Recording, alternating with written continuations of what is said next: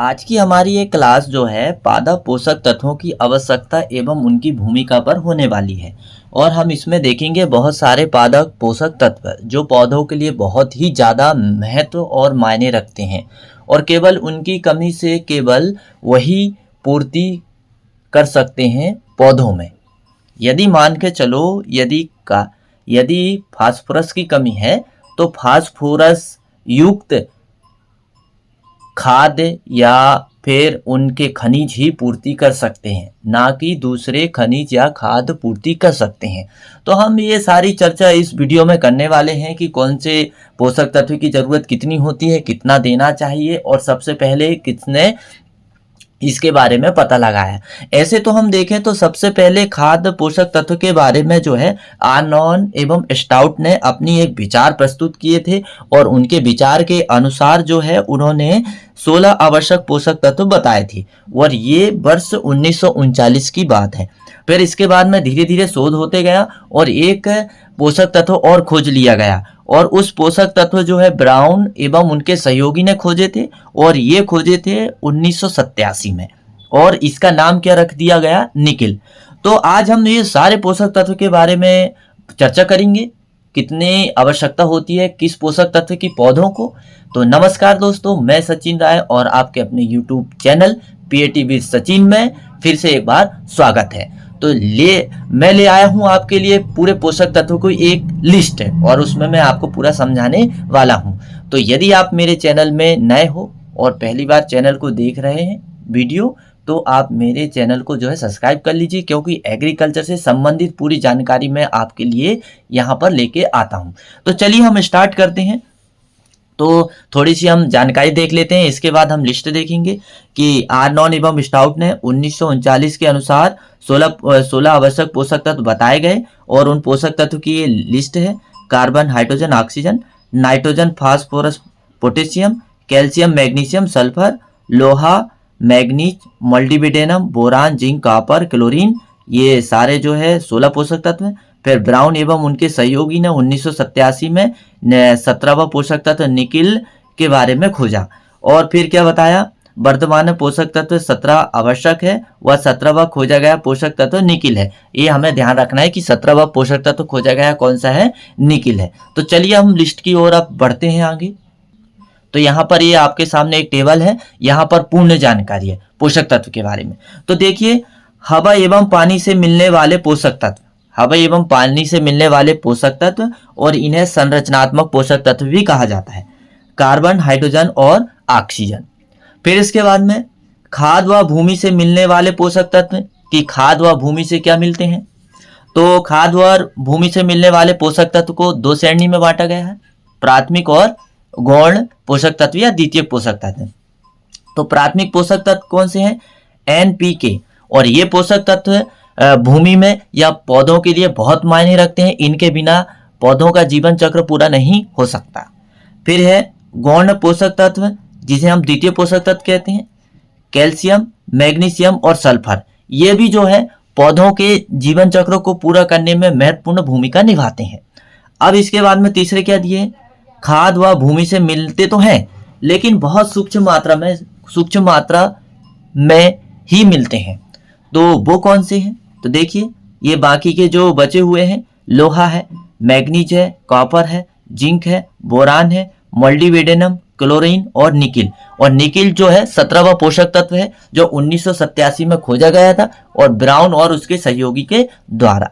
तो अब आप समझ गए होंगे यहाँ पर बहुत अच्छे से।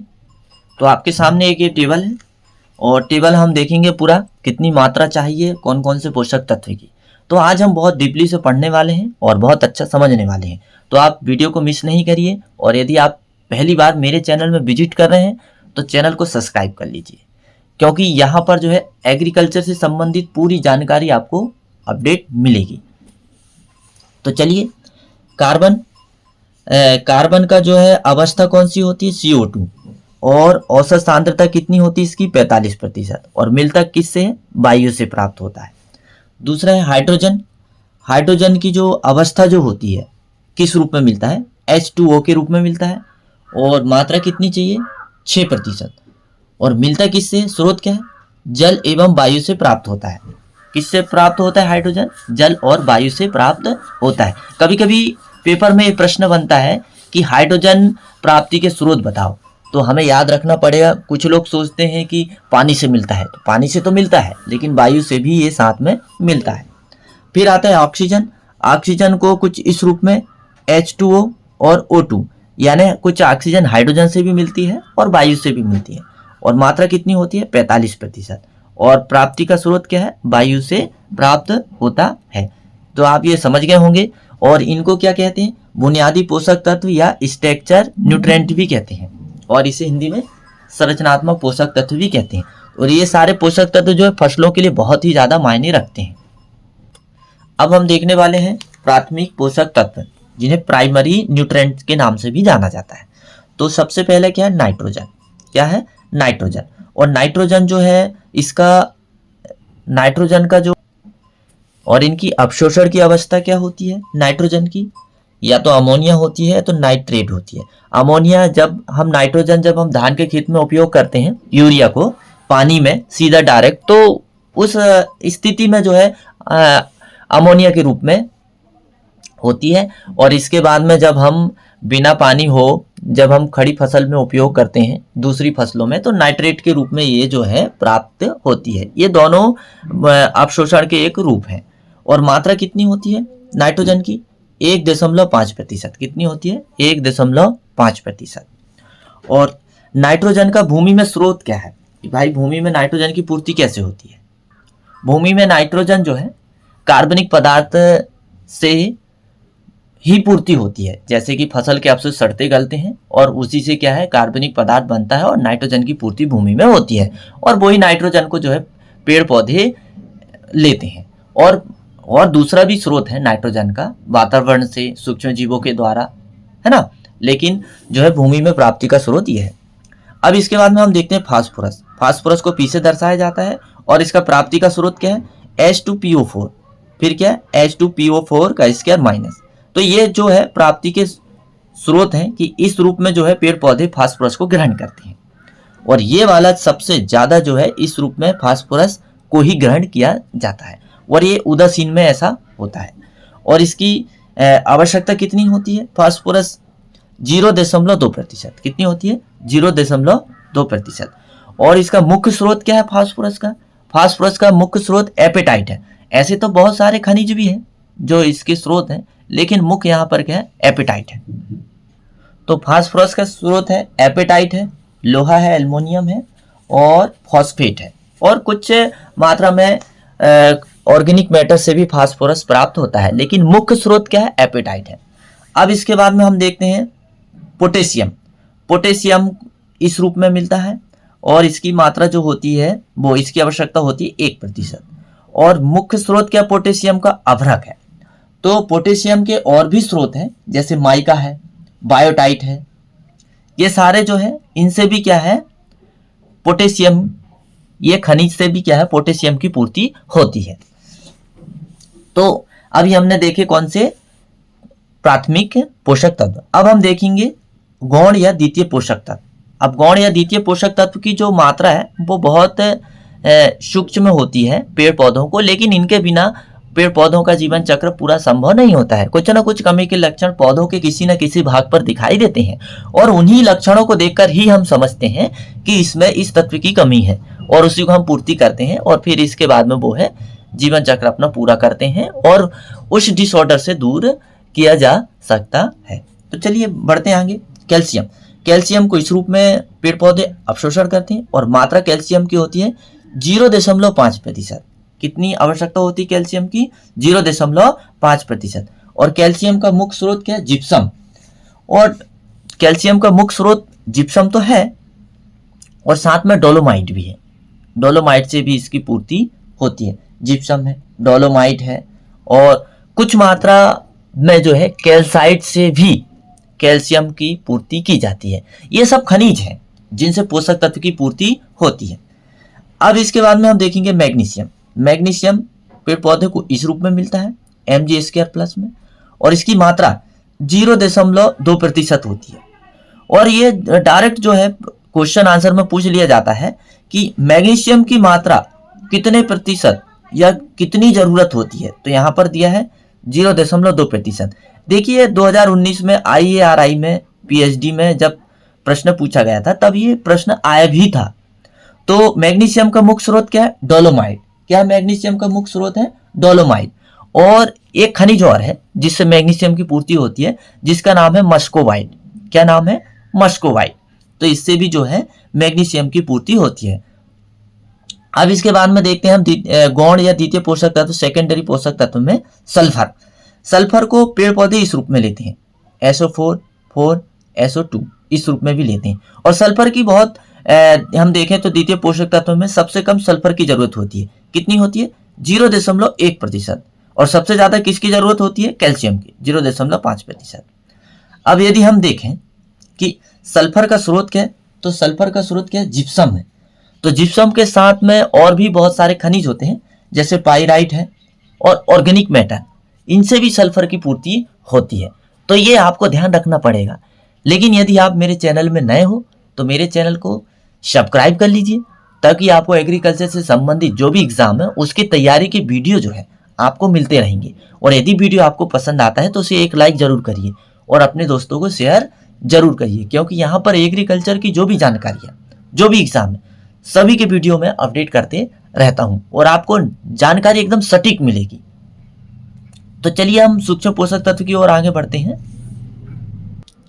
अब हम देखते हैं सबसे पहले सूक्ष्म पोषक तत्व में माइक्रो या ट्रेस पोषक तत्व। माइक्रो या ट्रेस पोषक तत्व, तो माइक्रो या ट्रेस पोषक तत्व में हमारे सामने पूरा दिया है कि किस रूप में पौधे ग्रहण करते हैं और कितनी मात्रा की आवश्यकता होती है और ये मिलते कहाँ से हैं। तो देखिए लोहा, लोहा को जो है ये वाला जो रूप होता है अपचयित रूप होता है, और ये वाला जो रूप होता है वो ऑक्सीकृत रूप होता है। और लोहे की मात्रा कितनी होती है? ppm में हम देखें तो 100 ppm, और यदि हम प्रतिशत में देखें तो 0.01% होती है, यानी बहुत कम मात्रा होती है। लोहा को पौधों के लिए बहुत कम आवश्यकता होती है, बहुत ही कम। अब इसके स्रोत क्या है? ये जो है लोहा जो है अपचयित अवस्था, यानी इस अवस्था में ही अधिक उपलब्ध होता है। ये जो है अपचयित जो अवस्था होती है, इस अवस्था में पौधों को ज्यादा से ज्यादा मात्रा में उपलब्ध होता है। अब इसके स्रोत क्या है? लोहा की खनिज क्या है जिनसे ये मिलता होगा? तो इसका खनिज जो है पाइराइट है और मैग्नेटाइट है। लोहा का खनिज क्या है? पाइराइट और मैग्नेटाइट। तो इस खनिजों से लोहा को प्राप्ति या फिर पूर्ति भूमि में होती है। अब इसके बाद में दिया है जिंक। जिंक जो है जिंक जो है एक अवशोषण का रूप जो है वो इस प्रकार का है, और जिंक की मात्रा कितनी होती है? 20 ppm होती है। जिंक की मात्रा मात्र 20 ppm होती है। यदि हम सूक्ष्म पोषक तत्व में हम देखें तो प्रथम जो श्रेणी में आता है, सबसे ज्यादा जो आवश्यकता होती है क्लोरीन की होती है, और फिर इसके बाद में मैग्नीज की होती है, और तीसरे नंबर पे आता है जिंक। तो अब जिंक इस तत्व की अधिकांश भारतीय मृदा में कमी पाई जाती है। तो यदि आपसे प्रश्न ये पूछे कि यहाँ से मोस्ट इंपोर्टेंट प्रश्न बन गया है कि सबसे ज्यादा सूक्ष्म पोषक तत्व या माइक्रो या ट्रेस पोषक तत्व में हम देखें तो किसकी कमी होती है भूमि में, यानी भारतीय भूमि में किस तत्व की कमी होती है? तो वो क्या है? जिंक की होती है। तो जिंक को पूरा किया जा सकता है। कैसे किया जा सकता है? इसका खनिज क्या होता है? जिंक का जो खनिज होता है वो है ओलिवाइन। ओलिवाइन है और स्फेलेराइट है। ओलिवाइन है, स्फेलेराइट है। ये दो खनिज है जिंक की पूर्ति करने वाले। अब इसके बाद में हम देखते हैं मैग्नीज। मैग्नीज का अपचयित रूप ये है Mn² प्लस, और ऑक्सीकृत रूप ये है। तो अपचयित रूप ही पौधों को मिल पाता है। तो इसकी आवश्यकता कितनी होती है? 50 ppm, और अपचयित अवस्था में अधिक उपलब्ध होता है। यानी ये अपचयित अवस्था जो होती है पेड़ पौधों को ये ज्यादा मात्रा में उपलब्ध होती है, और ऑक्सीकृत रूप कम मात्रा में उपलब्ध होती है। तो कितनी आवश्यकता होती है इसकी? 50 ppm। अब इसका यदि हम मैग्नीज का यदि हम देखें तो इसका मैग्नीज का जो खनिज है जिनसे प्राप्त होते हैं वो है मैग्नेटाइट और पायरोल्यूसाइट। मैग्नेटाइट और पायरोल्यूसाइट, ये दो खनिज हैं मैग्नीज की पूर्ति करने वाले। अब हम देखेंगे बोरान। तो बोरान का जो हम देखेंगे बोरान का जो उपलब्ध रूप है वो इस तरह से H2BO3 और इसकी मात्रा कितनी होती है 20 ppm। इसकी आवश्यकता कितनी होती है 20 ppm। और बोरान का खनिज क्या है, बोरान की जो पूर्ति है उसका खनिज क्या है ट्यूरमेलाइन। क्या है ट्यूरमेलाइन। ट्यूरमेलाइन जो खनिज है जिससे बोरान की पूर्ति होती है या बोरान की प्राप्ति होती है। अब हम इसके बाद देखने वाले हैं कापर। कापर का जो प्राप्ति का स्रोत है इस रूप में प्राप्त होता है वो Cu2+ में। और इसकी मात्रा कितनी आवश्यक होती है, कापर की कितनी आवश्यकता होती है पौधों को 6 ppm। कितनी होती है 6 ppm। और ppm का मतलब क्या होता है पार्ट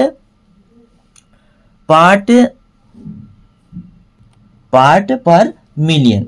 अब हम देखेंगे जो है कापर के स्रोत क्या है, तो कापर का जो स्रोत है वो क्या है ओलिवाइन है। कापर का जो स्रोत है वो क्या है ओलिवाइन खनिज जो है। और फिर इसके बाद में चाल्को पायराइट भी जो है एक अच्छा खनिज है जिससे कापर की प्राप्ति होती है। चाल्को पायराइट और दूसरा क्या है ओलिवाइन, इनसे क्या है मिलता है कापर मिलता है। अब हम देखेंगे मोल्डिबेडेनम। तो सबसे यदि हम कम मात्रा देखें तो मोल्डिबेडेनम की ही है सबसे कम मात्रा। यदि सूक्ष्म पोषक तत्व में हम देखें तो मोल्डिबेडेनम की आवश्यकता पड़ती है और इसीलिए इसे अल्ट्रा माइक्रो तत्व भी कहते हैं। इसे क्या कहते हैं, इसे अल्ट्रा माइक्रो तत्व भी कहते हैं, इसीलिए कि इसकी मात्रा सबसे कम या सबसे कम जरूरत पड़ती है।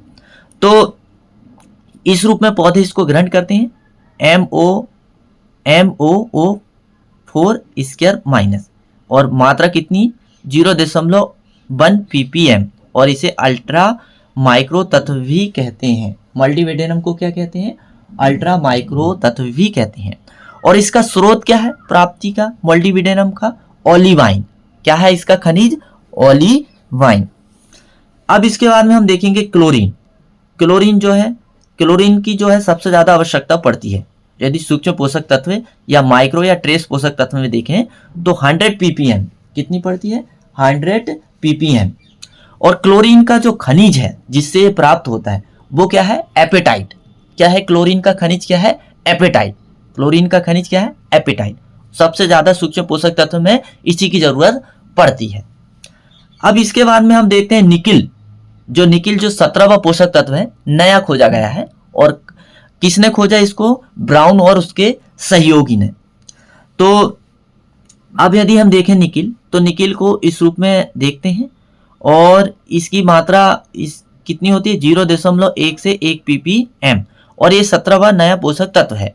और ब्राउन और उसके साथियों ने 1987 में इसकी खोज की थी।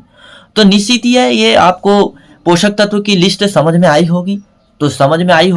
तो आप मेरे चैनल को सब्सक्राइब कर लीजिए क्योंकि यहाँ पर जो है बहुत सारी जानकारी एग्रीकल्चर की मैं अपडेट करते रहता हूँ।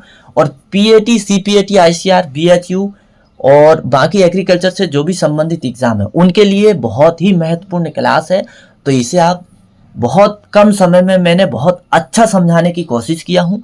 यदि आपको लगता है कि थोड़ी कमी रह गई तो मुझे कमेंट्स करिए, मैं एक वीडियो और बना के अपनी प्लेलिस्ट में ऐड कर दूंगा।